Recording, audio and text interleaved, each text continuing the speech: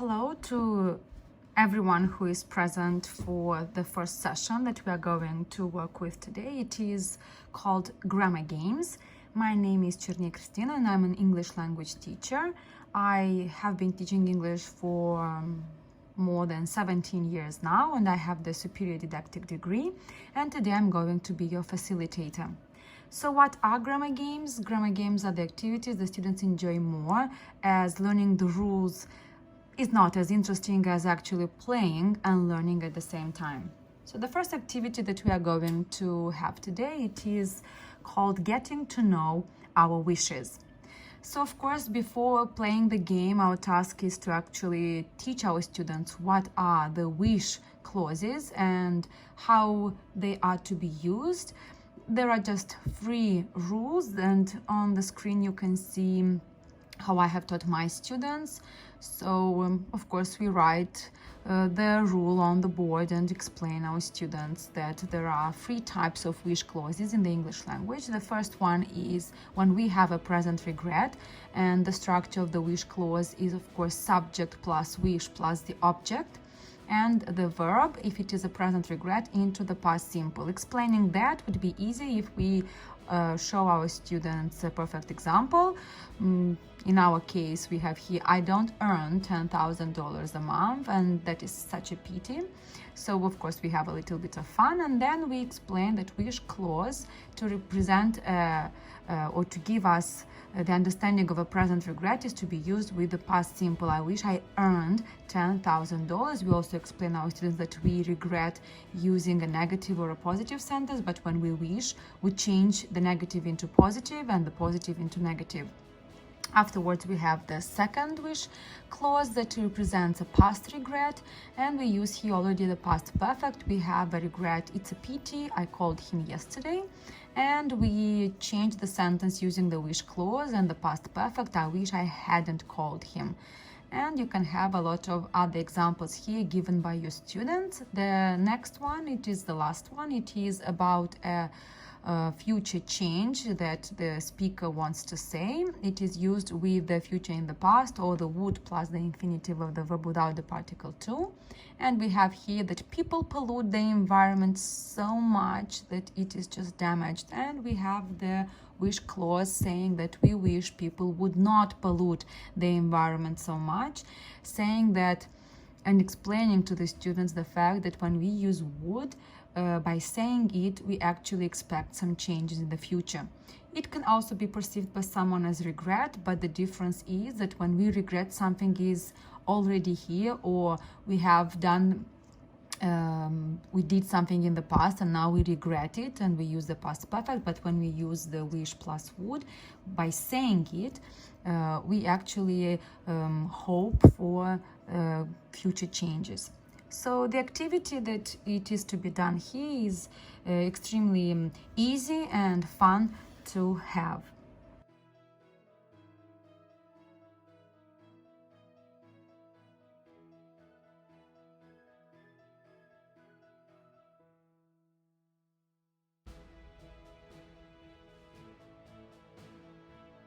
The activity is extremely easy to use. Your task is to pair your students up. You can use the ribbons to do that, and it is quite interesting and diverse.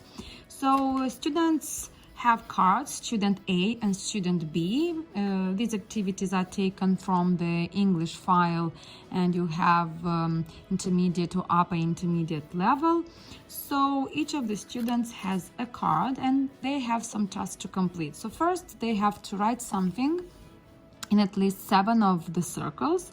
Usually with my students, to practice grammar, I actually complete all of the circles. And you have here some tasks like, for example, you have in circle 1, write a well-known person you wish you could meet or could have met.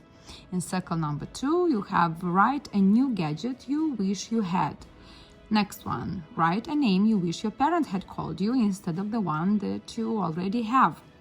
Something you wish the local government would do to improve your town or your city. A concert or sporting event you wish you'd been able to go to. Something you wish people wouldn't do in the cinema. Circle 7, an activity you wish you didn't have to do every day. Circle 8, a language other than English you wish you could speak. And 9 and 10, something you wish you had learned to do when you were younger and something you wish you hadn't spent your money on.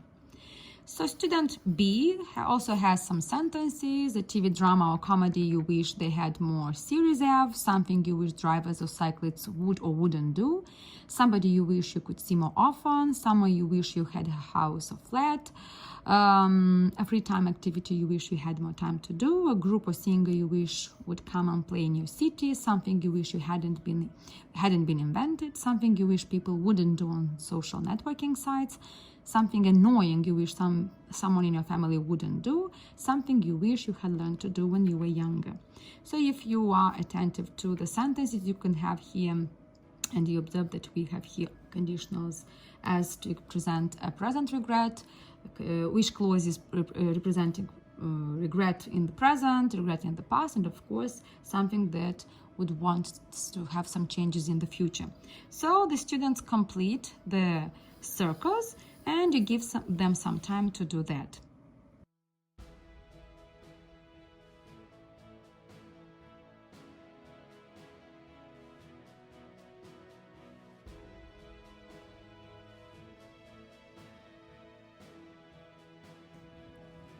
Why did you write Beyonce in circle 1?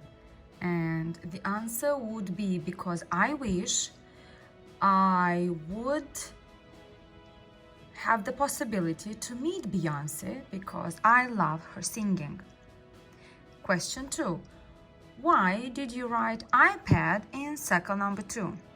And the student is supposed to answer because this is the gadget that I wish I had or I wish I would have the possibility to buy. And the questions just go on. The next activity that we are going to work with, it is called Trivia Search. And the activity is quite interesting for students as they now have to collaborate and to cooperate in order to identify all of the answers to the questions that they have on the cards.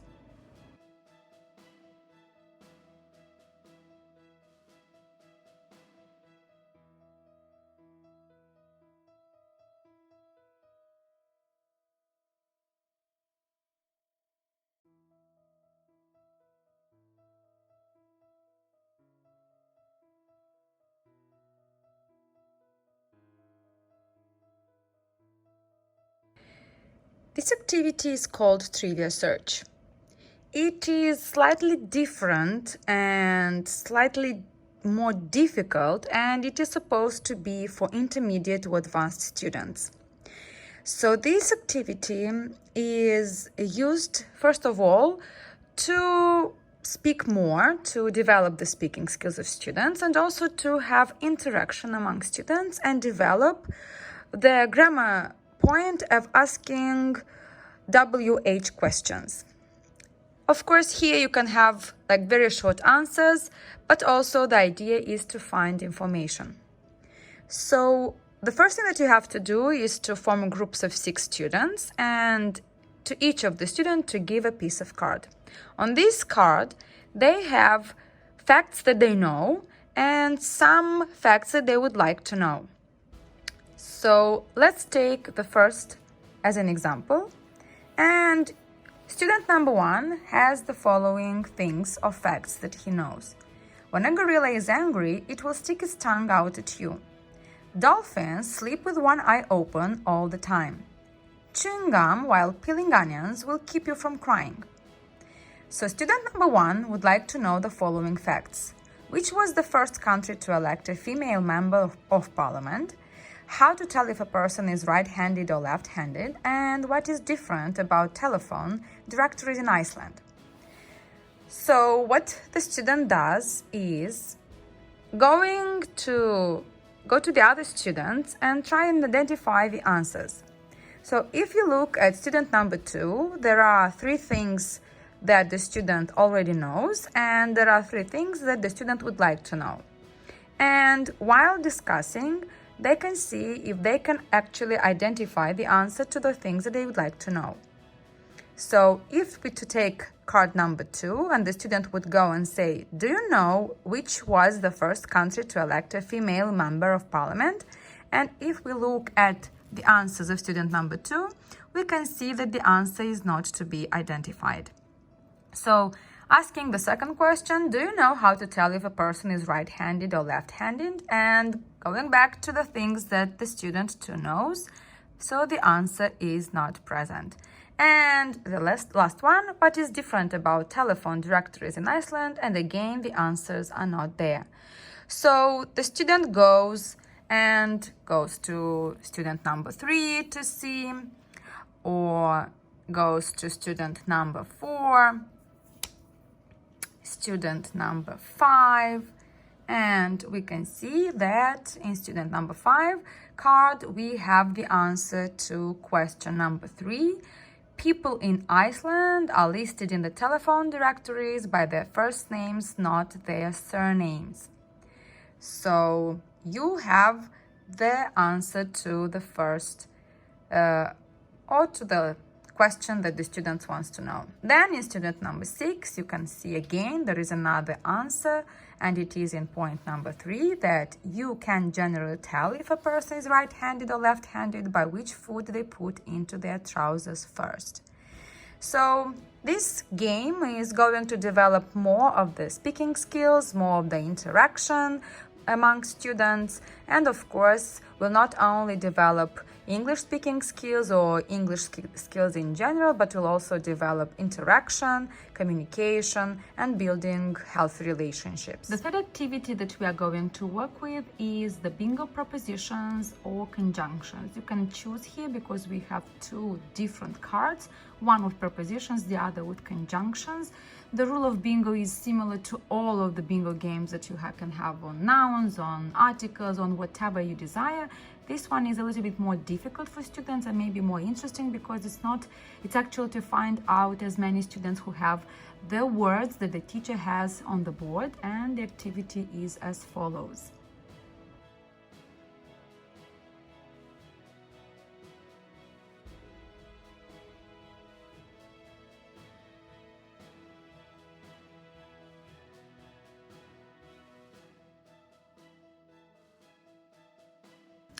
The next activity that we are going to do is to play bingo, but using the conjunctions. The first thing that you do, you post this card with conjunctions on the board.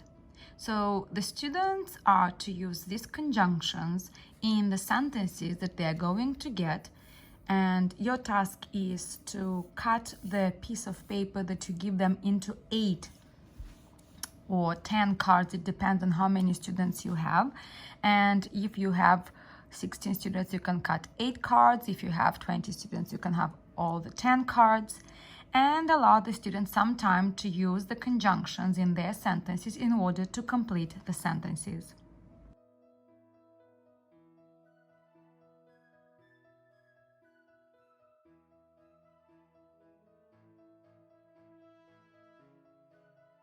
And now if we are to play the conjunction bingo game, our task first is to show the students the conjunction card, and our students, after filling in all of the sentences, their task now is to go around the classroom and identify students who have on their cards the conjunctions that would have the bingo, that it is either, for example, although, as soon as long as, or because, or although, even if, provided that, or whatever.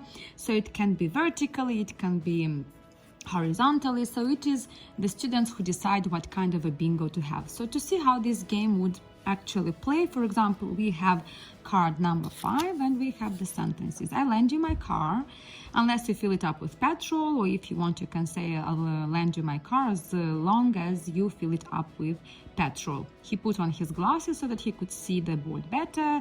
The film was so boring that I fell asleep. The company will go bankrupt unless we get a big order soon.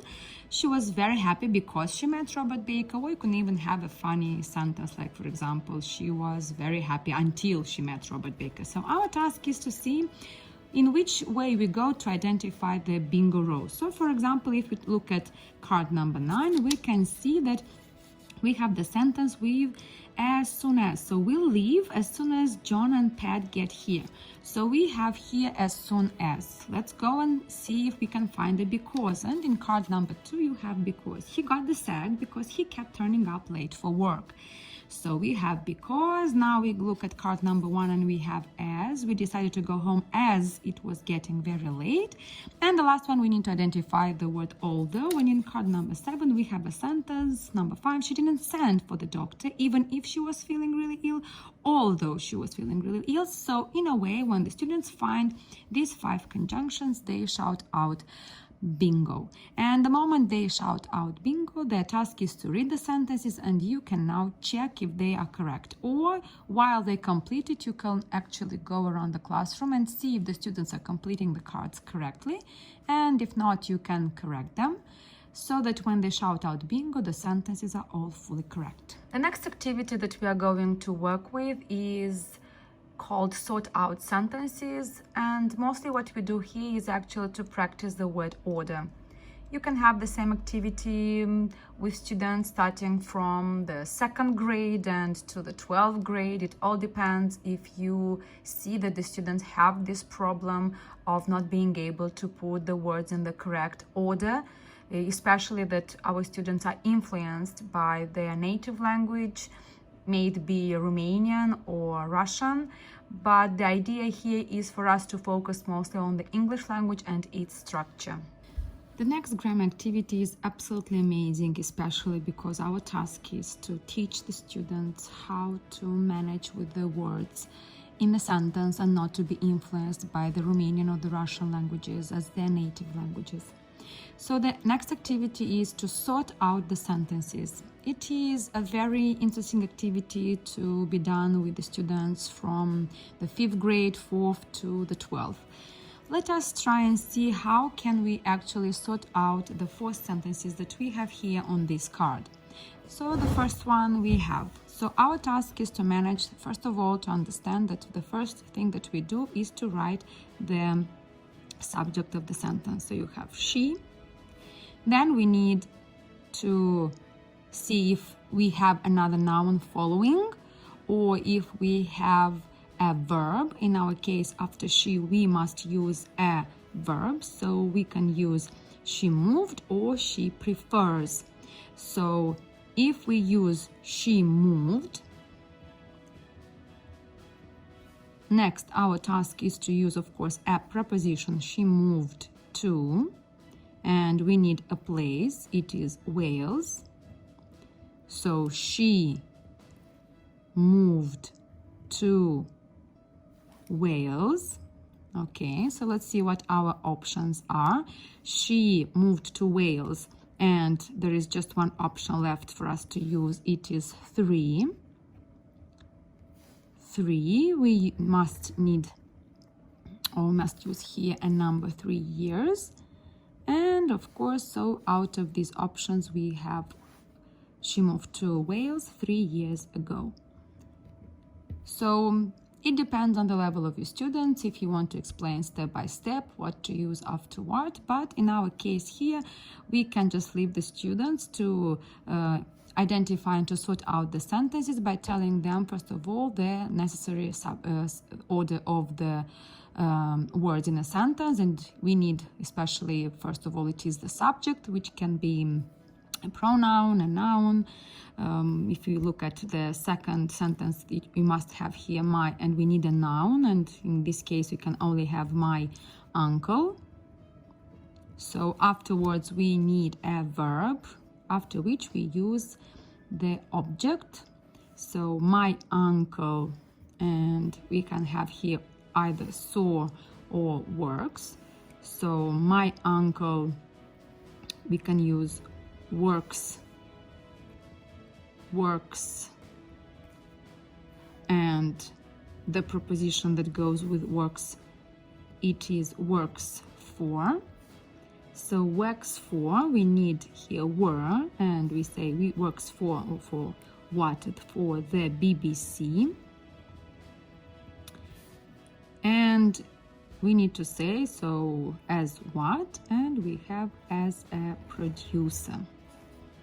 As a producer. So in this way, we teach our students how to sort out the sentences by using the correct sentence structure and word order in the English language. So we have here a card that could be used for 5th to 7th form, and maybe for a little bit more advanced students we can use another card that we have here 5 sentences to use, and our students work either together or they can work in pairs, or if you want you can let them work in groups. If you dislike the way we have this activity in writing, you can also cut out all of the words and give the students all the words so that they can sort out the sentence by playing together and putting the words in the correct order.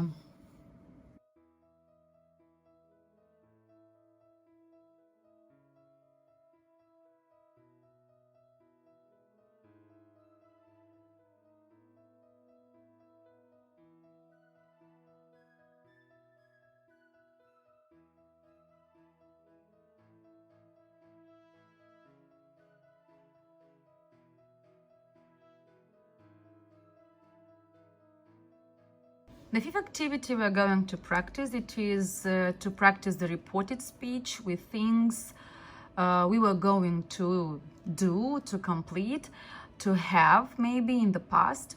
And this activity is really important once we start teaching reported speech in the 7th form, and our students not always have the idea of how to actually work with the tenses, especially that in the Romanian language we don't have the same changes, or in the Russian language we don't have the same changes as we do in English language. So this activity comes to help, and to help the students not only in the 7th grade when we just begin teaching, but also very easy to be used with the students when they become older, and especially in the 10th and 11th form when we want to revise what reported speech is.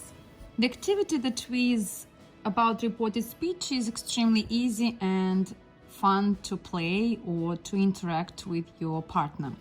So the first that we do, we identify the partners for the lesson. Again, you can use different kind of activities to match your students up, and you have student A and you have student B. So student A and student B have different cards. Their task is to imagine that you and your partner were at school together and that you meet at an airport several years later. So, as you were friends at school, you have here some ideas of maybe creating a story for everyone, for each of them, or maybe have even the truth and tell the students, let them tell each other different kind of true things about themselves. But the idea here is to remember that they meet a few years later. So student A has the following sentences. You told him or her you were going to leave home at 17, to become a pop singer, to move to Los Angeles, to buy your parents a big house, to marry a foreigner, to have 2 children, to write a musical, to own a racehorse, to grow your hair long, and to have lots of money. So the things that are ticked actually came true. And students B also has some ticked sentences that are true. So their task now is to talk or ask questions about themselves and to say according to the card that they have if it is true or not. So for example, if I play for student A, the student asks me, for example, do you remember that you said that you would leave home at 17? So I would answer, yes, so this is what actually happened. I left home when I was 17. So the student then asks me the next question. Also, if you remember when we were at school, you said that you wanted to become a pop singer, or you said you would become a pop singer, or etc. So your task here is to identify what reported speech you want to practice. And again, in my case, this sentence is true, so I actually became a pop singer. Now I can actually develop my story and say, yes, I said I would become a pop singer and I became a pop singer. and I have been singing for 5 years now, and I have sung in places that are very famous and popular and continue the story. So the same goes with student B, and our students talk a lot about the things that they wanted to do or would have wanted to have, and this way you practice a lot of the reported speech rules. And if you want just to practice with the future, to change will into would, then you do that. If you want to practice more of the past tenses, you use the past tenses. So it all depends on what you wish. And these cards can be used starting from the 7th grade until the 12th grade, and you can change the task to make it more difficult or to make it easier for the students, and in this way practice reported speech in a different way.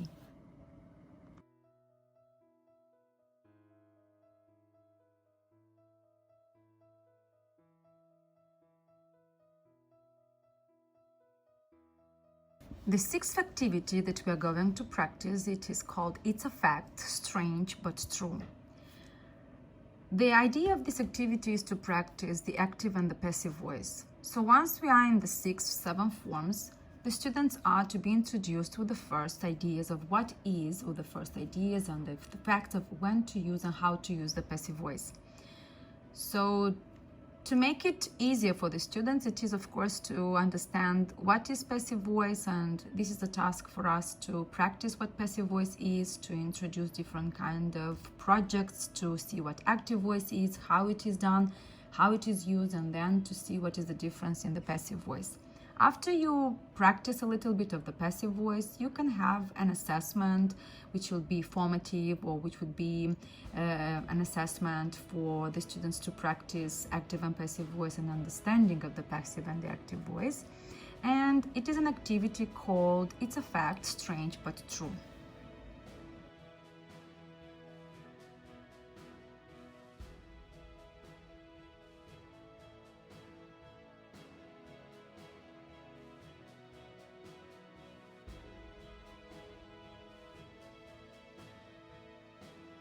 To practice this activity, our task again is to divide our students into, or to pair up our students. You have student A and you have student B, and the students have different kind of sentences with some missing parts. So what they do is they have to ask and answer questions to find the missing information in the following extracts from a book of amazing facts. Definitely you can ask your students to first read the sentences and maybe complete them if they know the truth. Maybe you can give them in a group and let them practice a little bit, maybe finding information on the internet if you want to use the phone for this task. So if not, you can just pair up your students or group your students and then tell them to practice the sentences by asking the questions. So for example, you have here the first sentence: elephants cannot jump, and the student A has the answer to that. It is a sentence in the active voice, and the students ask, student B asks the partner, do you know what elephants cannot do? Or the student can say what elephants can actually do.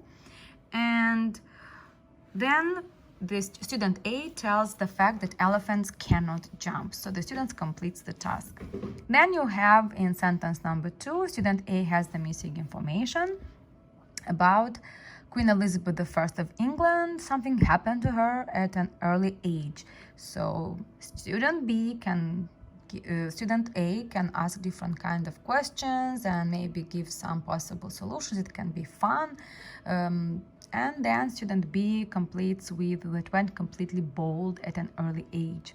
So if you go through the sentences, you can see that you have here some passive sentences using in the past simple, hence practicing a little bit of past simple tenses in the passive voice. Also you have here active voice sentences, and of course amazing facts that would lead your students not to only practicing grammar but to actually enriching their knowledge and vocabulary in some cases, and to practice more of different kind of skills at the language besides having just some simple sentences using passive voice where only the verb would make the difference. The next activity, which is an activity that can be used at whatever level you want, and you can do whatever you want with the vocabulary. You can teach the possessive case, or you can teach the family words, or you can teach the professions, but it is still the same activity, a family tree. We use family trees when we teach our students in the 3rd grade about relationships. We also use them when we teach professions. We use the family tree when we have in the 5th form, and we also use a family tree when we are in the 7th form, also learning about family relationships. In the 10th form, when the students are to revise, and when we focus on the British family, and you have also their family tree. So this is an activity that can be used at whatever level you want, as long as your task is to practice the possessive case of the noun.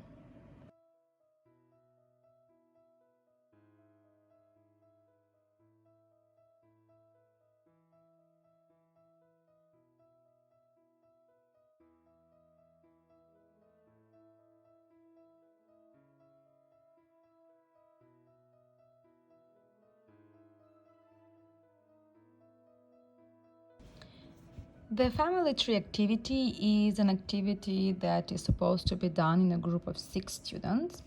Each of the students has some information about the James family, and only by working together, their task is to fill in the missing names in the family tree and also the jobs of the people in the middle row.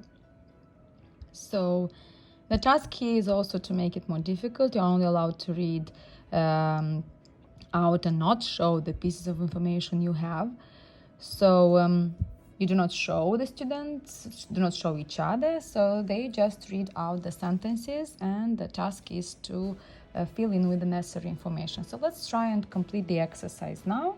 So you have here a little bit of a hint. It is so this person is an accountant, and our task is to read the sentences. So for example, I have here Peter is Sylvia's son. We have no idea now who Peter is and who Sylvia is. Sally has 2 brothers, and the accountant is called David. So we put down here the word David. Bob and Tom are brothers. So let's see, no information yet. Next we have here Amanda. Amanda's mother is a nurse. We have here Peter has 2 daughters, and Sylvia's daughter-in-law is a doctor. David and Peter are brothers. So we have here David and a brother. So the brother would be here or here. So we have here Peter. So our task is to see, but we already know about Peter some ideas. So we have that Peter has 2 daughters, and we have here Peter, David, and we would go with Peter here because he has the 2 daughters, and we will see another brother. So we have 2 daughters, but we also have here in Peter is Sylvia's son. So we have the information on the card.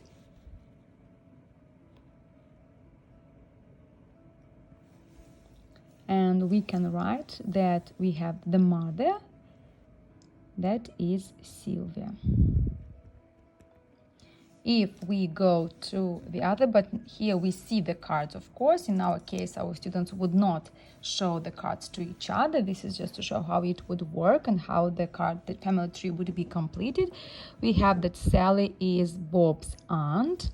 One of Peter's nephews is called Bob. Okay, so we can see here that we will find the wife, because we have here 2 brothers. Amanda is an only child, and Amanda would go here because we see here maybe the only child. And we have here that David is married to Anne. Okay, so one of Peter's nephews is called Bob. So of course, if we say Bob, then we go here because we have nephew, and then you know the relationship. So David is one of Peter's nephews is Bob. So we have David's son is Bob because he has we can see here the son. Okay, and in this card we say that Bob and Tom are brothers. Okay, so next we go on to see another card. We have here Joanna's father is a teacher. So we'll see who. Sylvia is a grandmother, so we already know. We can put it here, so it is the grandmother. Okay. We have Nina is Peter's wife. We can write here Nina. And Mark is Sylvia's son-in-law. So we have here that Mark, and then it means that we have here a daughter. So Mark would be here, and we shall see what happens next. So we have here Tom's grandfather is called Douglas, and we put it here. Then Sally's husband is an electrician, so we would write here electrician. And we already know that this one would be Sally. It is the sister. Anne has two boys, and we have here Bob and Tom, and Rebecca is Amanda's cousin. So we have here Peter and Nina would have a daughter, and her name would be Rebecca. We go to the last card. We can also, of course, go back. So the editor is married to David. It means that Anne is the editor. Mark is Amanda's father, and we already see. Joanna and Rebecca are sisters, so we put in here Joanna to see that this is how we complete with all of the names. And Douglas has two sons, and you have David and Peter, and Sally is the son as well. So now we go back, and our task is to identify who is who. So we have that Sylvia's daughter-in-law is a doctor. So we see here that it is a doctor here because only and we already know it is an editor. Amanda's mother is a nurse, and we go to Sally because we know that she is Amanda's mom. So we also have to see who Peter is, and we have in this card that Joanna's father is a teacher. So in this way, by collaborating, so we shall imagine that all of this has been done by a group of students, and by collaborating together and not actually seeing the text but pronouncing the words, our students would work together and identify all the members of the family in James' family tree, and also their professions. So it is an interesting activity, and it would imply a lot of collaboration from the students' part. Eighth activity to practice today, it is find the differences, and the activity involves usage of present continuous and descriptions with present simple.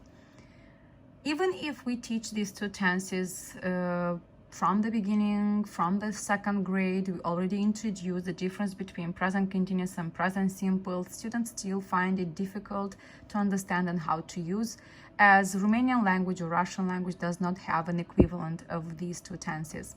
So this activity can be practiced not only with the students that are in the second grade or at the primary level, even in the secondary school, like gymnasium classes. It can still be used in the 10th and 11th form, especially when we want to describe things and to manage to talk about things in general, or to speak about things that happen at the present moment. So while writing essays, I have very often observed how students manage to have a lot of mistakes in using present continuous or present simple due to the fact that we in a way forget or do not pay enough attention to what is present continuous and what is present simple, or what are the functions of these two tenses and why they should be studied and practiced a lot in order to be able to do different kind of activities.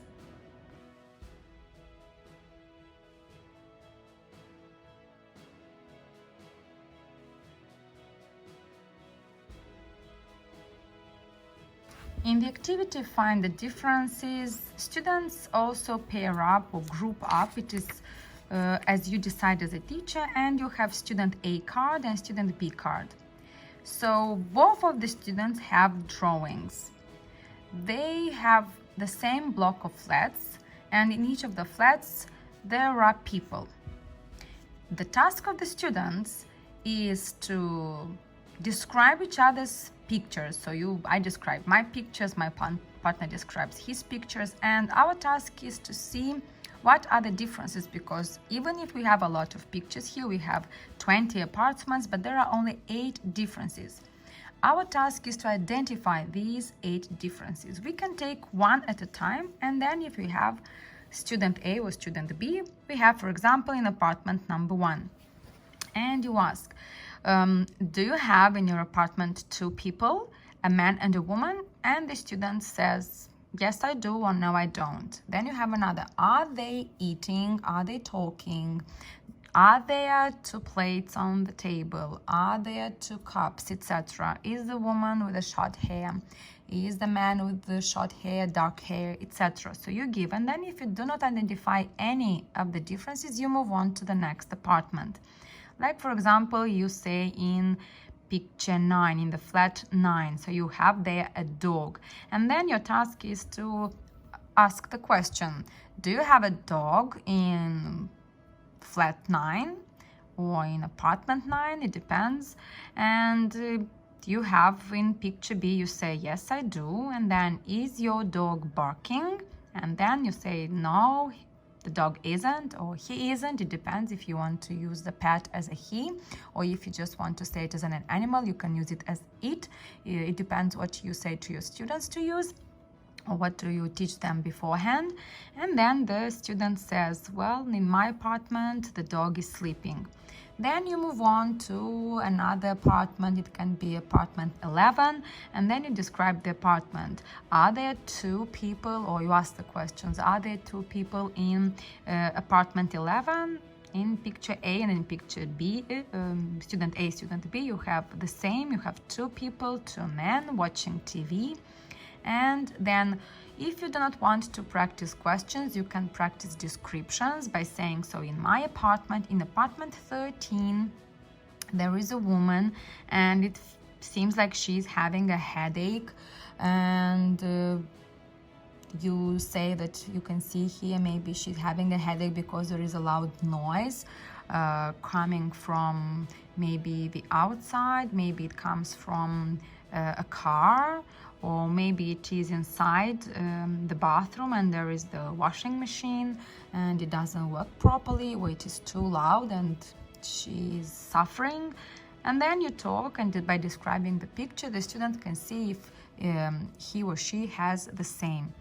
So by practicing present simple and present continuous in describing pictures is really important, especially if you plan on maybe taking an international exam like Cambridge, for example, where in part 2 the students are to describe the picture, and of course they are to use different kind of tenses. It can be present simple, it's describing something as routine.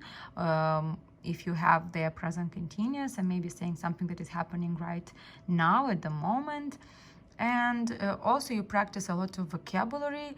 So this activity is fun. If you want, you can continue in having descriptions by writing, and maybe writing a story before and after, using some other tenses besides present continuous and present simple. So again, the same activity can lead you to a number of afterwards activities that can be by using not only the tenses that you set at the beginning with in our case, present continuous and present simple, but leading it up even to if clauses and having different kind of tasks. Activity number 9 is an activity that is absolutely amazing, especially when you try to teach your students how to give reasons, how to agree or how to disagree, to teach them the linkers, to teach them the discourse markers, to give arguments, examples, and using a lot of the tenses and especially word order when you try and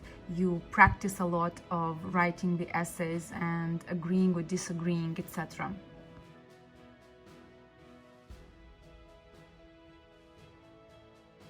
This activity is easy to use and it doesn't cost at all, as the students can draw this table that you see in front of you. They can draw it in their exercise books, or just maybe you can hand them in these pieces of paper, and what you do is you read out loud some of their statements. Their task is to put or tick the statement or the word that you're going to give them in brackets, because it is the word that should be mentioned here in the table, and they say if they agree or disagree on this scale. Let us see how it works. You have this first statement. Men and women can never really be equal. As a student, his task is to think about where to put and how much does he agree or disagree with these statements. So you have men and women can never really be equal. So if it were for me, I would write into disagree, and I would write here the word equality, as this is what we are going to discuss afterwards, after we finish the activity. So I write the word equality as I disagree. I disagree that men and women can never really be equal. And then afterwards, after finishing the activity, we can learn how to agree or disagree on this topic of equality, what kind of linkers can we use, what kind of discourse markers can we use, giving arguments and examples. The second one would be, the most important thing about the job is the money you earn. So the keyword is money, so I would write it here in number 5 to say money would be here. Number 3, you should look after your parents when they're old, even if this means one or more of your parents living with you. So of course, I agree with it totally, and I put it in agree, the word parents. Most people in my country are prejudiced towards foreigners, but few will admit it. And of course, about prejudice, which would be about my country, I would agree to it and write the words prejudiced. Next, number 5. It isn't very important if you make a mistake in English, as long as people understand you, and I would agree to it absolutely 100%. So it would be here about mistakes. Number 6. It is acceptable for a man to marry a woman much younger than himself, but not for a woman to do so. So here I would disagree totally and write here marry. So the women's liberation movement has caused as many problems as it has solved, and you have here the women's liberation movement. So again, here a lot of disagreement would come from different students, and our task is to let them think and discover the truth. And I would have here strongly disagree. Number 8, it is impossible to have a successful career and a successful family life. You have to choose one or the other. And again, I would totally disagree. People suffering from incurable diseases should have the choice of being put painlessly to death. So here it is a very debatable topic. I think I would put for number 9 into 5 as agree half and disagree also. We should try to cure criminals, not punish them. So in number 10, again, when it is about criminals, it is very biased and you need a lot of arguments and examples to prove your point. Number 11, no one nowadays should be allowed to have more than one car and one child. So, of course, here I would totally disagree. Watching violent videos makes young people aggressive. So here maybe I would agree to an extent. Number 13, getting married and having children is more important for a woman than a man. And then, of course, here it's a very debatable one, so I would disagree. But again, giving reasons later.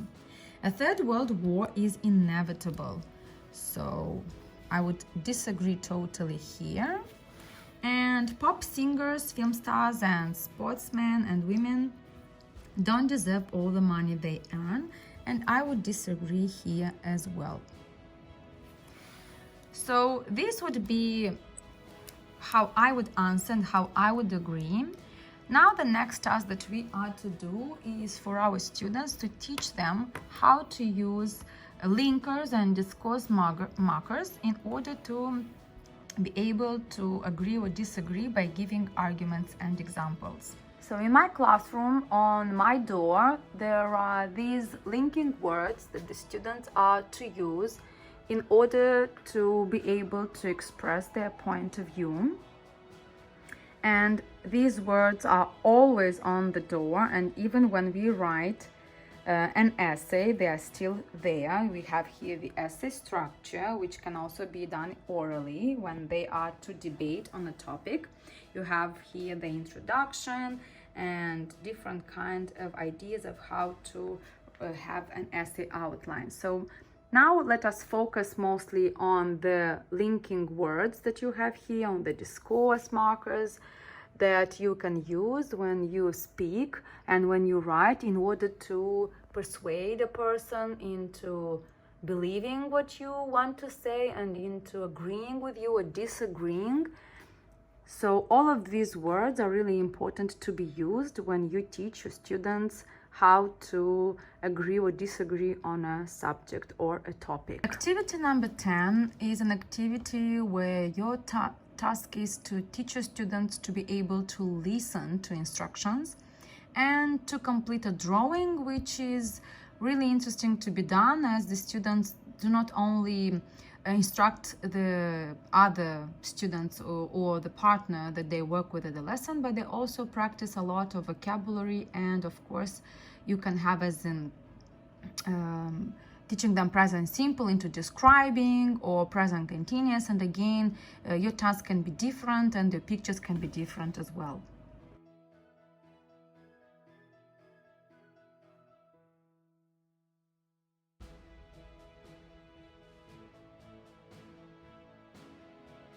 So the activity is as follows. You have two cards. You have student A, and student A has a complete drawing, and the task of student A is to tell the partner, his or her, all of the details so that the drawing that student B has to be complete.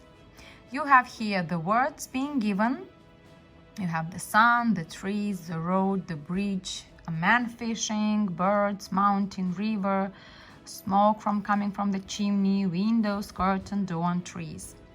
Now, student A has a task in order to help the partner to complete the picture by telling him or her what to draw and where to draw it. So you have prepositions, you have here a lot of vocabulary work. So the idea is the student A can actually look at the partner's paper, but must not touch anything and must not point and must not draw anything, and let the student do the job. So all of the words that are around the picture, of course, will help student A, and the partner needs to write absolutely no words, but just to draw. So after the drawing is complete, you compare the drawings to see if it actually is similar. So student A has this card, and here is the picture that, or the card that student B has. So how would it work? If I were student B, so I would listen to the following instructions. So there are, and you have here the structure, there is, there are, which can be practiced with students in the 2nd grade and 3rd grade when we learn, and our task is to teach the students when to use there is, when to use there are.